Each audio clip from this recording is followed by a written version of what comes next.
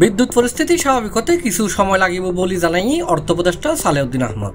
আজিয়ে সেপ্টেম্বরের 10 তারিখ মঙ্গলবার দুপুরে ক্রয় সংক্রান্ত উপদেষ্টা কমিটির বৈঠক শেষে সাংবাদিকদের প্রশ্নের জবাবে তিনি এহতা হই।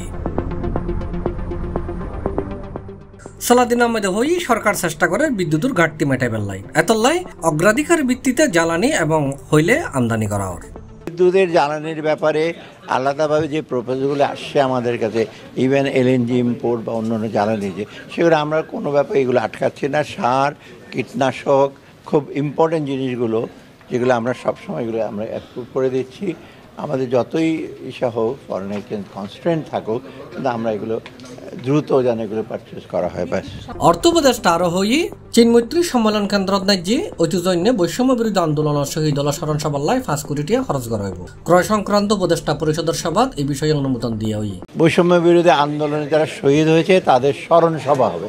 মোটাদের টাইটেলটা হলো স্মরণ সভা 14 তারিখে, এবং এইটার ভিতরে কিছু আনুষঙ্গিক খরচ আছে, খরচ বেশি না, সেটা অনুমোদন না। খরচের কথা পরের দরকার আছে, আমি জানি। আমরা বলছি মানে একেবারে ম্যাক্সিমাম 5 কোটি টাকার মতো খরচ। এটা একটা ছোট 5 কোটি টাকা, কারণ অনেক সব দেশ থেকে আসবে, ওদের কিছু দুপুরবেলা থাকবে, পানির ইসে আছে কিছু। এটা একেবারে মিনিমাম আমরা দেখেছি যে এর চেয়ে কমে হবে না। ওরা যারা এরা ছাত্র যারা এটা ডিল করছে, তথ্য উপদেষ্টা এসে তারা ঠিক করবে কারা আসবে এখানে।